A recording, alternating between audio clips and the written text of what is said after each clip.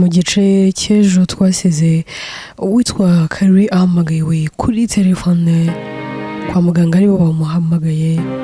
Ese bari bamuhamagariye iki? Ni iyihe nkuru y'incamugongo y'akababaro yaragiye kubwirwa?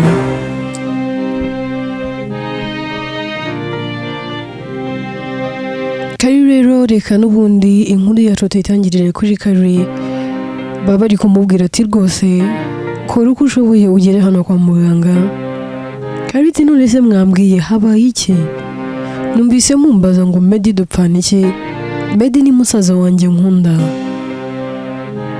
Niki yabaye? Maze iminsi naramubuze, mumbwire ndabinginze. Ahubwo ati rero Kari, ngwino kwa muganga byose uraza kubimenya uhageze. Kari rero ahita atega moto byihuse, ava ku gapiki yirukanka rwose yinjira mu bitaro. Ahita ahamagara ya nimero yamuhamagaye, akavuga ati nahageze ndabinginze nimuze munyakire mumbwire icyabaye kuri Medi.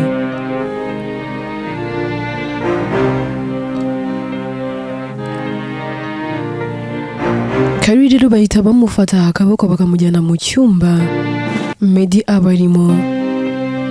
Mbere yo kugenda ariko akavuga ati ariko se ko muri kuntwara, muri kunjyana nk'inka mujyanye mu ibagiro, ntabwo nzi ngo munjyanye ni muri no kumbwira ngo ese bigenze gute, ni ikihe cyabaye, ni iki kintu cyabaye kuri Medi?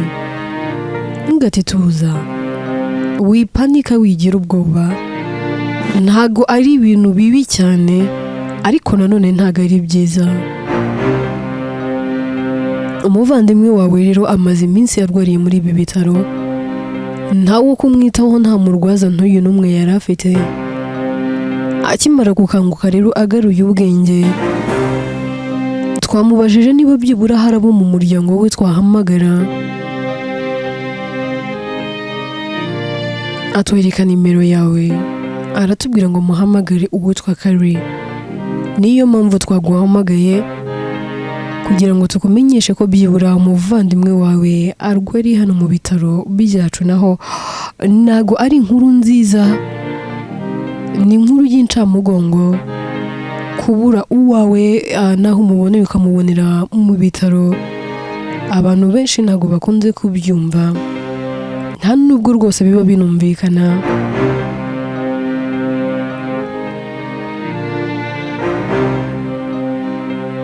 Kari ahita abwira abaganga ati noneho nimunyereka ahantu arwariye. Kari baramutwara, akinjira rero asanga Medi yakangutse. Ahita amuhobera, akamuhobera ariko akagira ikiniga n'amarira. Ahita amukubita urushyi, akavuga ati wari ugiye, wari udusize, Medi ntuzongere. Ese ubundi ibi byose byagenze bite? Medi aramubwira ati Kari, sinabona ukuntu mbigusobanurira, yewe sinabona nuko mbikubwira. Uriya munsi maze kuvugana na Debora, nabuze imbaraga, nabuze buri kimwe cyose. Ubwonko bwanjye numva hari ikintu buri kubura kandi kinini cyane. Isi yanyikaragiyeho inzungurukiraho, nanjye ubwanjye natwaye imodoka ntaziyongeye. Icyo nibuka nuko mbere y'uko nkora impanuka nkagonga, mu maso yanjye hajemo igihu, mbona ikintu cy'umukara, ibindi byakurikiye simbizi. Naho ubundi mwana wa mama, ntago nigeze ntekereza kwiyambura ubuzima, ntago nagera kuri iyo point yo kwangwa n'umukobwa ngo niyambure ubuzima. Ahari wenda buriya hari impamvu byose bibaye, nubwo kubyakira no kubyumva bikiri kungora. Ntago ndiyumvisha ko Debora nakunze uyu munsi atakiri uwanjye. Ese niki nakoreye Debora? n'iki namukoshereje cyatumye antega akagenda. Carrie abwira Medi ahubwo ati Medi, nta kosa wigeze ukorera Deborah, ahubwo Deborah niwe wahisemo kugusiga, niwe wagukoreye amakosa. Kwanza tunamureke, amakosa naye ntago ari ayawe. Medi ahita amubaza ati none se koko ubukwe bwarabaye? Carrie ati yego bwarabaye, bwaranarangiye. Deborah na Clevis ubu ngubu ni umugore n'umugabo byemewe n'Imana n'amategeko ndetse n'abantu. Medi yitsa umutima ariko akavuga ati nakunde. Carrie aramureba akavuga ati none se urakomeye ku buryo nakwereka amafoto yabo? Medi ati ntacyo, nyerekera byibura amaso yanjye yongera murebeho byibura bwa rimwe. Carrie rero ajya muri telefone ye akamwereka amafoto. Medi arayareba akayitegereza, yarangiza ati kumbe uyu niwe musore wansimbuye, ese ko mbona nta n'icyandusha. Carrie ati Medi, wikigereranya n'uyu mugabo, ndumva ntari kubikunda kandi sinshaka ko tunabiganiraho. Medi ati gusa ndabona Deborah yarasaga neza pe, arasa neza. Carrie ati Deborah ni mwiza, Deborah ni umukobwa mwiza cyane, uwo ari we wese mu kumureba ntiyabura kumva ko Clevis atwaye umugore mwiza w'igikundiro w'uburanga. Erega nawe nubwo wijijisha urabizi ko Deborah ari mwiza.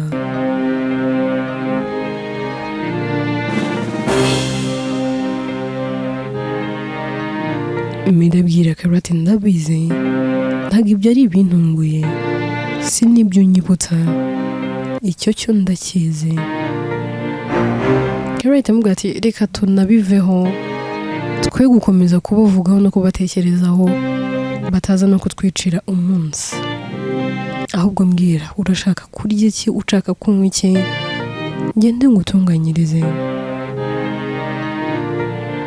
Medi abwira Carrie ati Carrie, icyo wakora icyo ari cyo cyose nta kibazo rwose, icyo wateka cyose, icyo uri butegure cyose, ndabizi uraza kuba ugiteguranye umutima mwiza, umutima ukunda kandi ushaka, cyose ndaza kukirya, kandi icyo uri butegure cyo kunywa cyose ndaza kukinywa.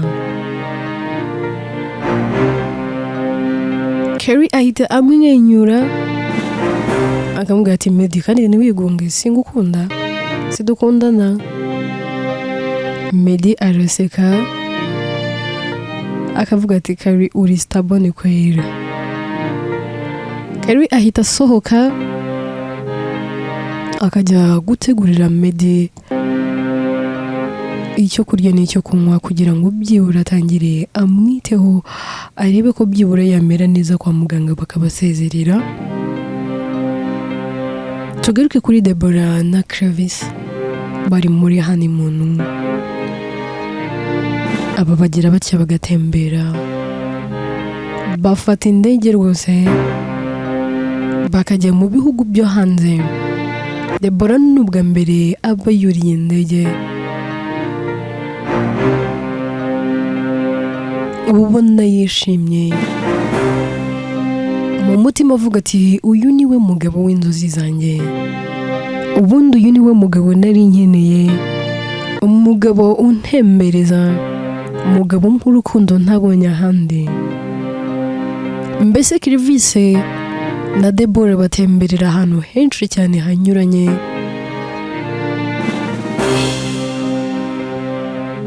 Ukwezi kwabo kwabuke kugenda neza. Dihirwe rero muri iyo honeymoon yabo.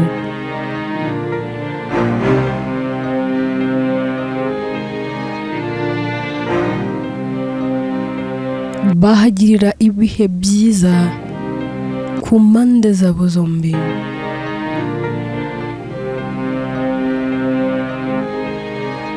Bari muri honeymoon rero, Deborah atangira kurwaragurika.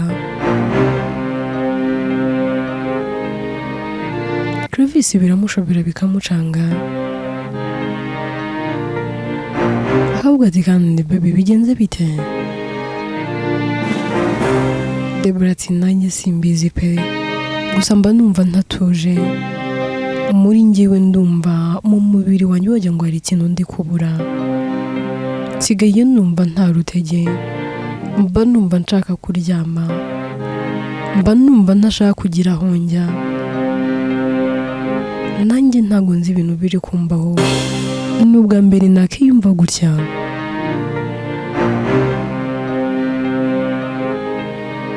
Ibyo rero Deborah bari kubibwira Clovis bicaye mu ntebe, basigaje igihe gitoya ngo honeymoon yabirangire bagaruke mu Rwanda. Deborah rero asa n'uhagurutse abwiye Clovis ati basi kanjye kuba nirambitseho, ndumva nta mbaraga mfite. Agihaguruka rero ahita afatwa n'isereri. Clovis rero we aba yabibonye, ahita ahaguruka Deborah ajya kugwa, akagwa mu biganza bye. Ahita amwihutana kwa muganga. Deborah rero akimara gufatwa n'isereri ahita ata ubwenge bwe, mbese akamera nk'uri muri koma. Hanyuma Clovis nawe akarwana no kumujyana kwa muganga kugira ngo byibura arebe ko bamwitaho. Amugeza kwa muganga. Nyuma y'igihe gitoya cyane rero uwitwa Deborah arakanguka. Abaganga rero baraza bakabwira Clovis igihari, bakanamubwira ko Deborah yakangutse. Ahita rero asaba kumubona, agahita yinjira mu cyumba aba aryamyemo. Ahita amusoma mu gahanga akamubwira ati babe, nta kindi kibazo ufite ahubwo uratwite. Deborah ati shuwa, mbwiza ukuri, ni ukuri koko? Clovis ati yego. Deborah ati wow, mbega umugisha. Ati gusa birihuse. Clovis ati umenye iri ari isengesho rya mama. Ati kubera ko mama iteka ahora ambwira ko akeneye umwuzukuru. Wabona Imana yabirebye, yararebye uburyo akeneye umwuzukuru, ikavuga ati bana banjye mukimara gushyingiranwa nzahita mbaha urubyaro. Niyo mpamvu rero ubona byihuse. Kuri njye ni umugisha, kuri mama ni ibyishimo n'umunezero.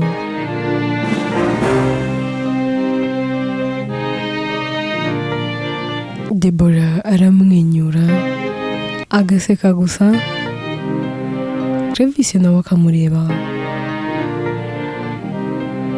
akavuga ati hashimwe yarayampaye umugore mwiza nkawe. Ati rimwe na rimwe njya nkureba nkumva mu maso yanjye ntari kuguhaga. Ati iyo nkureba nanjye nkireba, nshaka icyo wambonyemo cyatumye unyemera nkakibura. Ahita amufata mu biganza, cyane ko aba yicaye hafi ye gutyo barebana mu maso, undi aryamye. Aramubwira ati nzabura byose, nzahara byose, ariko sinzigera mbura urukundo rwo gukunda umugore wanjye, urukundo rw'ubuzima bwanjye. Wowe mushiki wanjye, ukaba umugore wanjye, ukaba byose byanjye. Uri umugore wanjye ukaba n'umuvandimwe. Nzabure byose ariko sinzigere mbura umutima wo kugukunda ndetse n'umutima wo kukwitaho.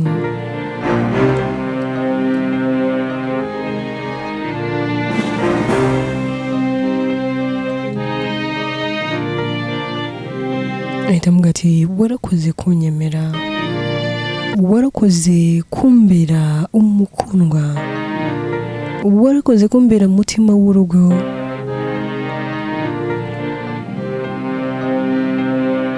Humura nanjye nzakurinda.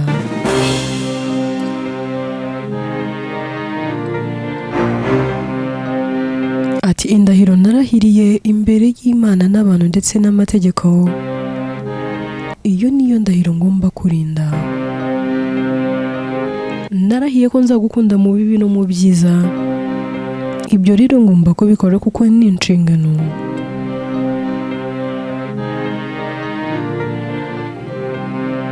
Deborah ahita abwira umugabo we ati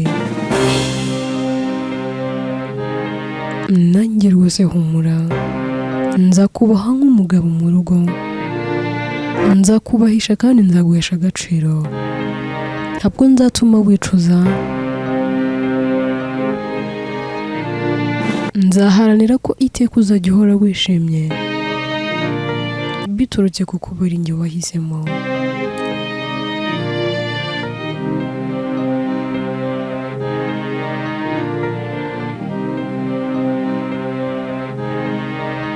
Tuve kuri Deborah rero na Clevis,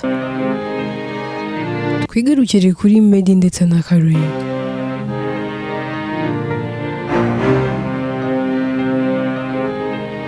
Iminsi rero ibimaze kuba myinshi, Medi none hameze neza bagiye kumusezerera.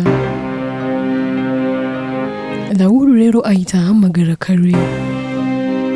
Carrie aritaba. Raoul ati ariko se ko mbona unyitaba usa naho uri bize, kubera ko Carrie amwitaba arimo atunganya ibintu kugira ngo babasezerere bahita bataha. Carrie ahita abwira Raoul ati babe, ariko ntukankoroge. Raoul ahita aseka ati ariko buriya iyo uri kumpisha ako gasura kawe kandi ariko uri komba nkumbuye kureba, uri kunyereka mu mugongo, menya uri kunyereka ibintu ntazi, none se nguhamagaye kugira ngo unyereke aho hantu uri? Karati babe, winesha umutwe ndakuzi kandi turaziranye, ni ukuvuga ko utazi ahantu ndi se?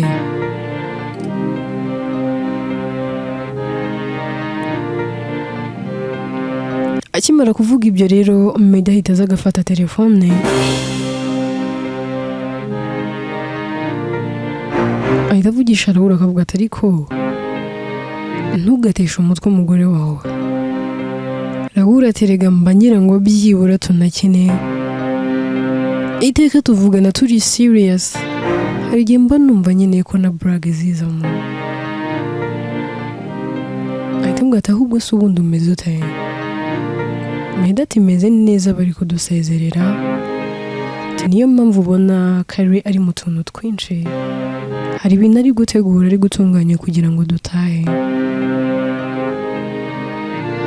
Raoul aramubwira ati komera cyane bro, ati gusa ibintu Deborah yagukoreye nanjye byankanzemo, byanteyemo akantu k'ubwoba, ati ntakubeshya ubu ndi gutekereza uburyo nshobora guhita nza byihuse,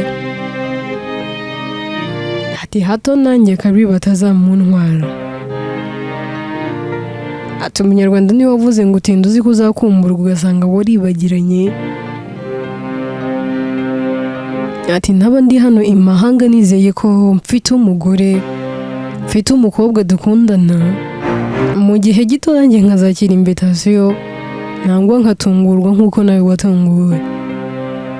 Medi aramubwira ati bro, umugore wawe aratandukanye, sintekereza ko Carrie yaguhemukira, kuko niwe muntu wa mbere wababajwe n'ibyo Deborah yankoreye.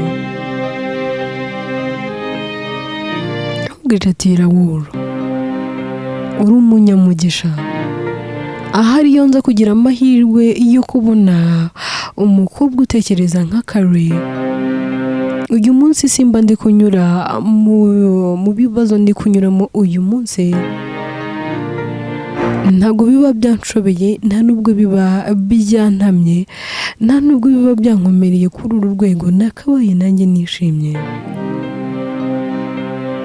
Uwagize ihirwe ryo gutombora uri umunyamugisha. Igihe maranye na Carrie hano kwa muganga ndwaje, nabonye yuko ari umukobwa w'umutima, ni umwari wuje ikinyabupfura. Bro, ufite umugore, icyo cyo nujya wicara ujye wigurira akantu, ujye wihemba, uvuga uti mu byo mfite byose mfite umugore.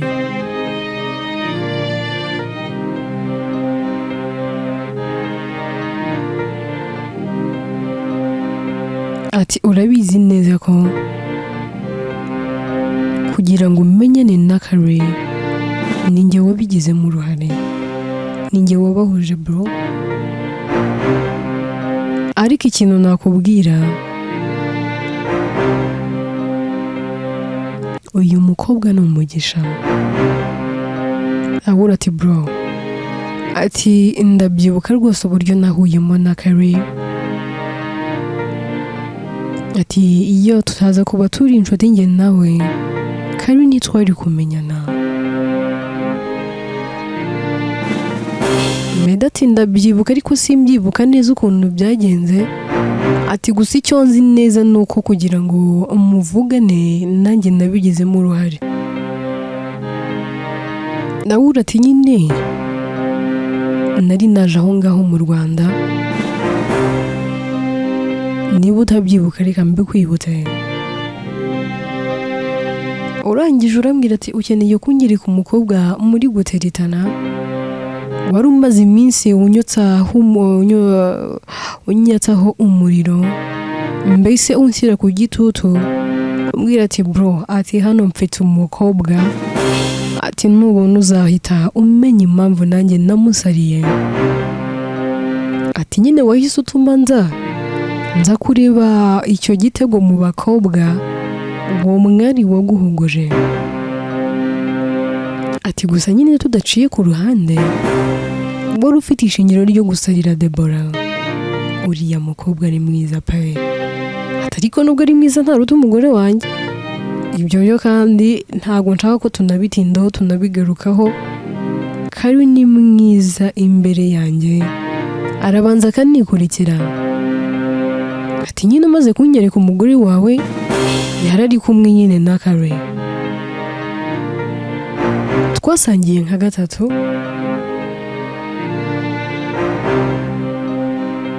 hanyuma kubera ko kenshi wabaga uri kumwe na Deborah muganira, njye na Carrie twasaga n'abantu bigunze kuko Carrie ntiyigeze amvugisha kugira rero ngo tuvugane. Urabyibuka ko ari wowe wabigizemo uruhare. Meda ati hari ubundi nabigenje nte. Nawura ati wikijijisha uburyo wabigenje nawe urabizi. Ubuse wibagiwe ko ari wowe wafashe Carrie akaboko kamunzanira, kamubwira ati kubera iki uba wigunze kandi umuvandimwe ahari. Ati guhera ubwo rero twatangiye tuvugana, uko twagiye tuvugana kenshi twaje kwisanga nyine dukundana. Ariko bro, kugira ngo ntobore mubwire ko mukunda byantwaye igihe. Naramurebaga nkabona ni umukobwa uri serious. Ati kuko buriya Carrie nubwo umubona nta mikino agira, nta brag nta jokings agira. Ati rero nararebaga nkavuga ati nimubwira ko mukunda ndahita nica umubano wanjye nawe. Ati gusa umunsi umwe ndavuga ati uko byakabaye mfunga umwuka ndabivuga kubwihirwe nyine. Anjye nasaga n'uworosaraga wabyukaga. Medi araseka akavuga ati bro, uzambabarire uyu mukobwa umukomeze ntazagucike. Carrie n'ubundi we aba yari yisohokeye ibyo baba bavugana byose nta na kimwe aba yumvise. Aragaruka agasanga baracyari kuvugana, akavuga ati ese ubundi ubwo muri kuvugana ibikira. Atavuga ati Mede mvuye gusezeza dore ibintu byose babimpaye, umva kupara wuruze tugende. Ndabura arabyumva ati ati mbwira ati baby niwe uvuze ngo mu nkupe. Meda atuye ati se umuzi se umugore wawe nyine, ati nyine ubwiye avuze aba yavuze. Arabura ati ndamuzi buriya ari kugira ngo mwinginge ati mume muvugishe. Carrie afata telefone akavuga ati babe ndagukunda urabizi, ubu yiteho ariko tuze gusubira mu kanya. Ari nako ari kumwenyura. Arabura ati nanjye ndagukunda umukobwa mwiza kandi wiyiteho. Ndabura ahita kupa. Medi na Carrie nabo rero bahita basohoka mu bitaro bagataha. Iminsi iragenda ikicuma, amezi aragenda akanyuraho ari menshi. Nyuma y'amezi 6 rero Deborah akumbura Carrie, akumva ashaka kuza kumusura, hanyuma akaka umugabo we permission yo kugira ngo aze asure Carrie. Deborah rero aza gusura Carrie, asanga rwose Carrie ari mu rugo ameze neza nta kibazo afite, yiyicariye atuje. Carrie aramureba ati Deborah usigaye usa neza, tumenya hari urugo habayo irindi banga umuntu atamenya, ati uburyo uri ikimama cyiza, buryo wavuyemo umugore mwiza, biratangaje pe. Meda afite ishingiro ryo gusara.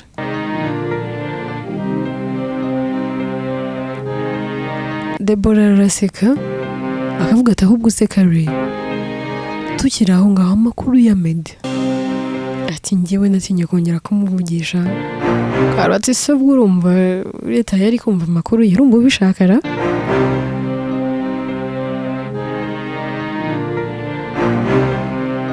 Bakiri aho ngaho bari muri ibyo, Medi ahita yinjira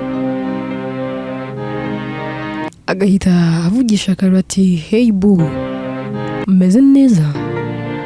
Carrie ati yego meze neza.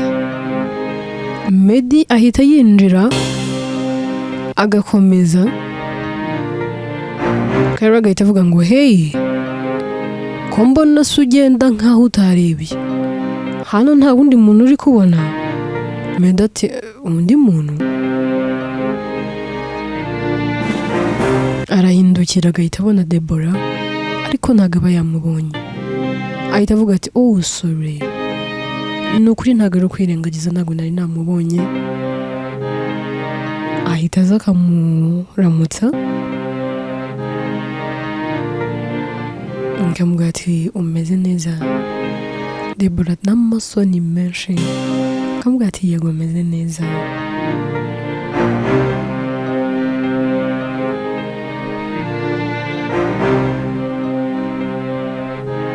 Medi rero ahita yigendera. Carrie akamubwira ati none se ko mbona utahanye umushiha, nta kintu uri bufate? Ko mbona uri kuzamuka usa n'ujya hejuru kuryama, ntushonje?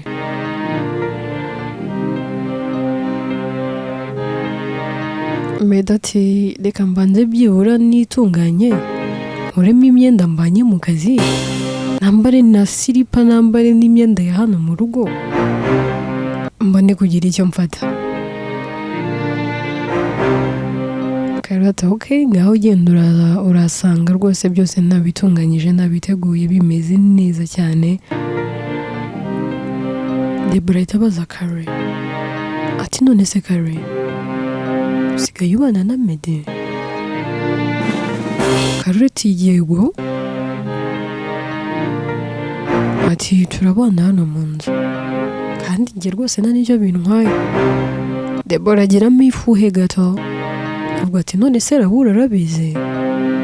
Carrie araseka avuga ati ariko Deborah uzi ko wagira ngo uzi ngo abakobwa twese tumeze nkawe? Cyane rwose Rahura arabizi, ndetse ni nawe wabinsabye yarambwiye ati ndagutegetse nta nubwo ndi kugusaba, genda ujye kubana na Meddy. Nabanje no kubyanga mvuga ati se niki kidasanzwe abahungu baba bari kumpangira, ariko nyuma naje gusanga nyine bwari ubwoba bwa Raoul. Erega ibintu wakuriye Meddy byateye abantu benshi ubwoba n'urujijo, buri musore wese yatinyamo.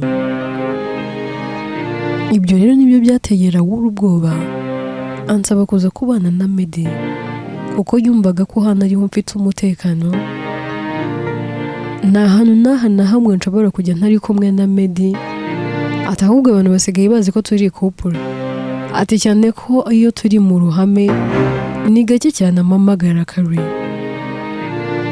Ati kenshi nyine amamagara utuzina turi so sweet. Ati kandi uburyo tuba tumeranye uba ugira ngo turakundana, ariko byose abikora mu rwego rwo kundinda. Ndetse n'ahantu na hamwe tujya Raoul atabizi. Ni kenshi cyane rwose buri mugoroba mbere y'uko uryama tuba turi kuri video call ndetse na Raoul turi kuganira.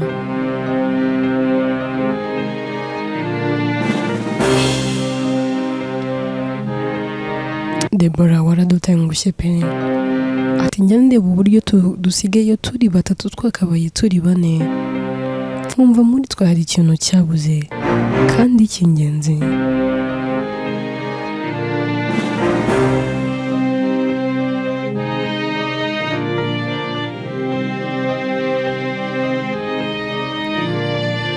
Deborah ati ibyo tubyihorere, ibyabaye byarabaye kandi ntacyo nicuza. Ati okay, icyiza ni uko ubanye neza n'umugabo wawe kandi mu rugo rwawe uhafite amahoro n'umugisha. Ati ikindi kandi ndabona mu minsi mike ugiye kuduha akuzukura. Ati kuko ndabona hari ukuntu bimeze. Deborah araseka akavuga ati Carrie uragashwe shawo. Karati ndagashwe gute kandi ndi kubibona.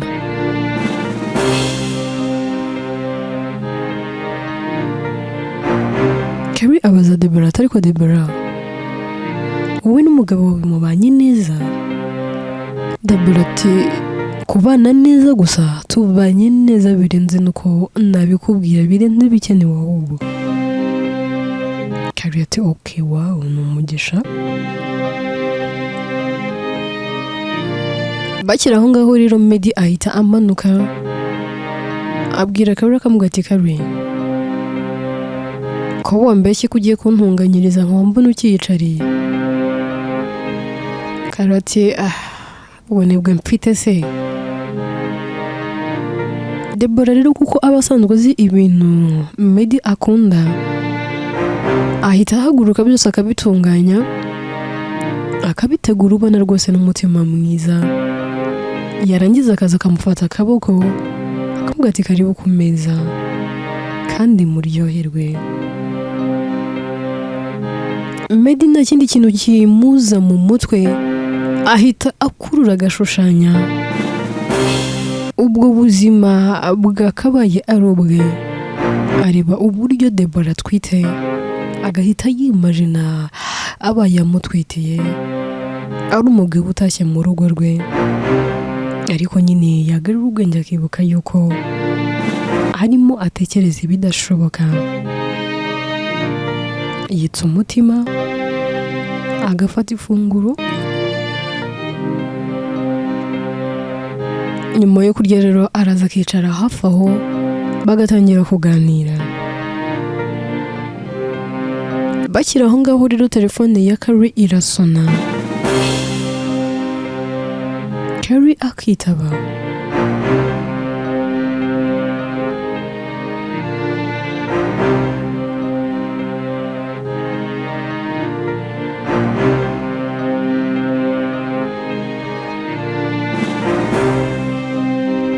Carrie rero mu kwitaba asanga ari umwe mu bana bigana umuhamagaye akamubwira ati Carrie ndagukeneye byihutirwa kandi biri emergency. Carrie ati kandi se ubaye iki?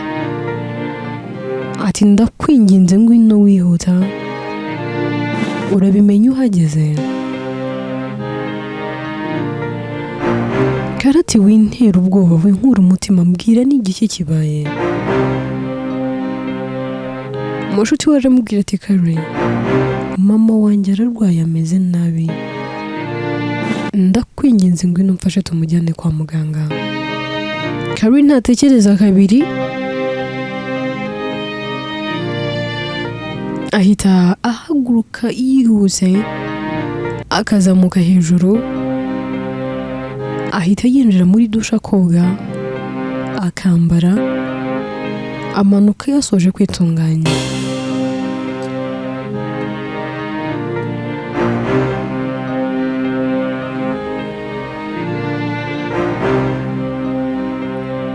Carrie rero ahita abwira Mede akamubwira ati Mede ngiye gufasha umushuti wanjye kugeza mama we kwa muganga.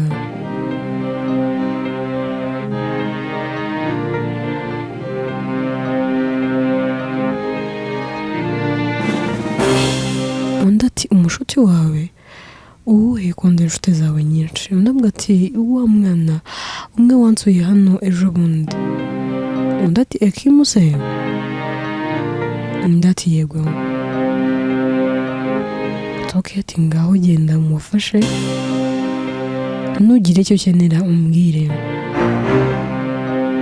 Carrie ahita abwira Deborah akamubwira ati Deborah ndaje wigiteho ubundi se hari ubwo uri butahe?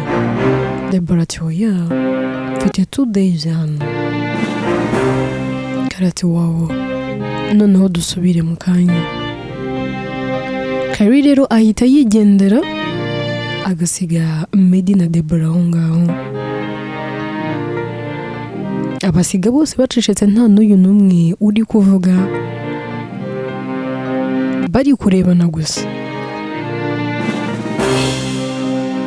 Medi agera aho ngaho akitsa umutima akimuka mu ntebe yari yicayemo akicara iruhande rwa Deborah aramwitegereza akamureba.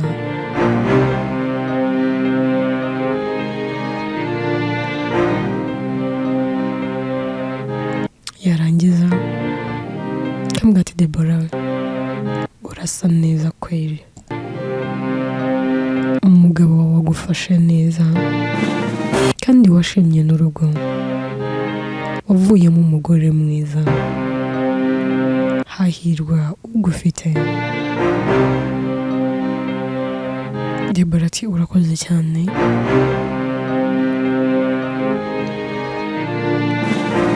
Bahera aho ngaho baganira ari nako Medi amufata mu biganza ari nako amubwira ati Deborah mu bintu byose nakoze icyo nabashije gukora ni ukwakira ariko sinigeze nkwibagirwa. Akiri kumubwira gutyo telefone ya Deborah irasona. Deborah mu kureba ahita abona ari umugabo we akamubwira ati so yugatereka mbanze nitabe habi. Aritaba umugabo we akamubwira ati umeze ute sweetheart? Undi ati meze neza hard code. Ati se Carrie wasanze ameze ate? Undi ati Carrie ameze neza cyane nta kibazo n'iki na gito afite. Ati nizere ko noneho wishimye. Ati wendaga kuzanyica urukumbuzi ari rwose. Deborah ati cyane rwose wakoze kuma permission. Ati rwose nishimye. Umugabo aramubwira ati rero nagira ngo numve uko umeze numve ko washitse amahoro. Ati undamukirize Carrie. Ati kandi wibuke ko nyuma ya 2 days ugomba kuza wiyiteho kandi. Deborah ati yego rwose nanjye nzahita nza. Umugabo ati nzaba ngukumbuye. Deborah ati nanjye nuko wiyiteho. Clevis ati ndagukunda mugore mwiza. Deborah ati nanjye ndagukunda byose byanjye. Clevis rero ahita akopa. Meddy arabyumva ariko akicecekera. Bicara aho muri salo bakaganira umwanya munini.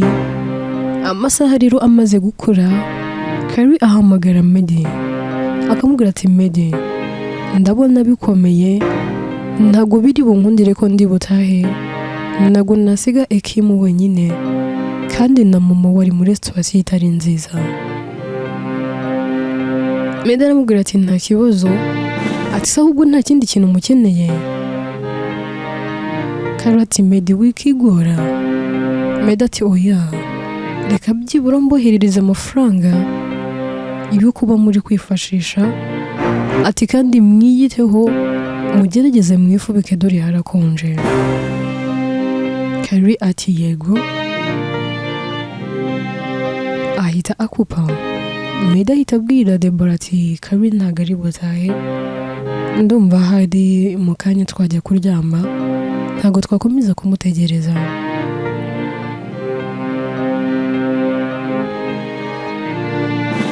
Bahita bava muri salo bakazamuka, kamuherekeza akamugeza mu cyumba cya Carrie.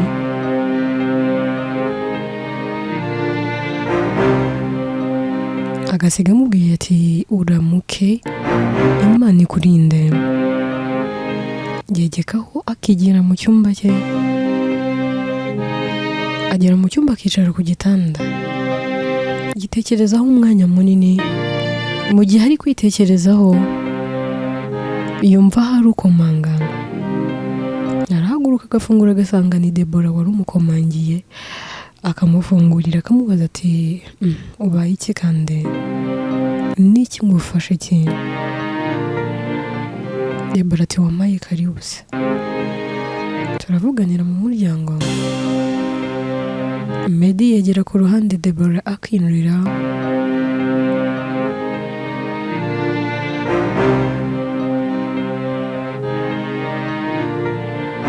Agahita afunga, ahita yicara ku buriri.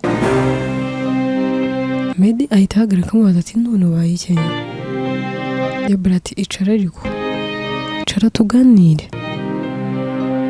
Meddy aricara, Deborah amureba mu maso, agahita amufata mu biganza akamubwira ati Meddy, ndakwinginze umbabarire, naraguhemukiye, naragutengushye, nakubabarije umutima, amakosa yose ndayemera, ariko byibura mbabarira. Meddy aramubwira ati ariko Deborah, uzi ibintu nanyuzemo kubera wowe, uzi uburibwe bwose nanyuzemo. Deborah ati ndabizi, ariko please mbabarira. Meddy ahita amubwira ati ndakubabariye, ati gusa n'ubu umutima wanjye uracyagukunda. Deborah nawe aramubwira ati ariko ntabwo ari wowe gusa, nanjye nuko ndacyagukunda. Meddy ahita amubwira ati sure? Deborah ati cyane. Ahita amuhobera. Nyuma yo kumuhobera barebana mu maso. Meddy ahita asoma Deborah. Deborah nta nubwo amwigizeyo, aramureka bagasomana.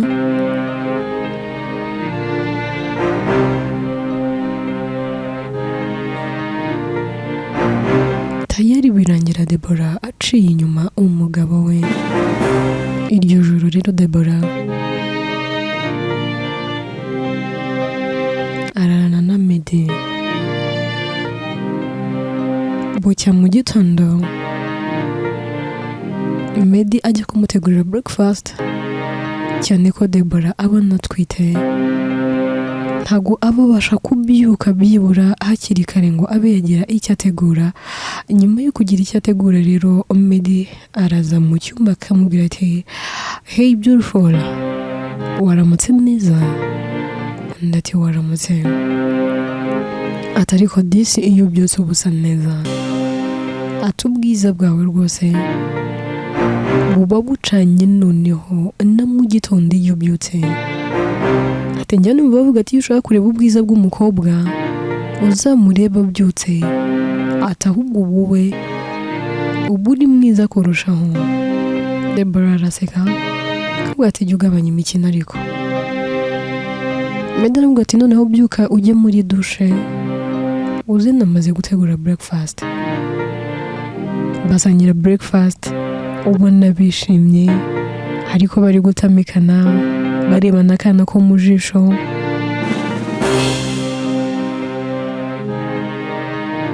Baririrwana uwo munsi. Karen nawe ntago aba ahari, mama wa Ekim aba yakomeje kurwara.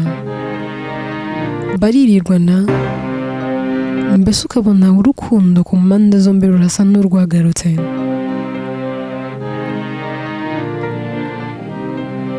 Deborah arongera akarara, Karen nanone ntabwo aba yatashye. Deborah n'ubundi we na Meddy barararana. Sasa rero Meddy na Deborah batangira kujya baryamana gutyo mu ibanga. Deborah yarangiza agataha ariko n'ubundi agakunda gucishamo we na Meddy bagahura bagasohokana mbese bakajya banaryamana. Igihe kiza kugera rero Deborah akabyara, rimwe na rimwe akajya asiga umwana w'uruhinja agiye guhura na Meddy. Inkuru yacu reka tuyisubikire ahangaha. Ese Deborah na Meddy bazakomeza guhura aca inyuma umugabo we Clevis kugeza ryari? Ese ibi bintu umunsi Clevis yabimenye hazacura iki? Bizagenda gute? Niki kizakurikira? Inkuru yitwa Nambabazi naguha, ngiye yandika kandi nkayibagezaho. Nitwa Atete.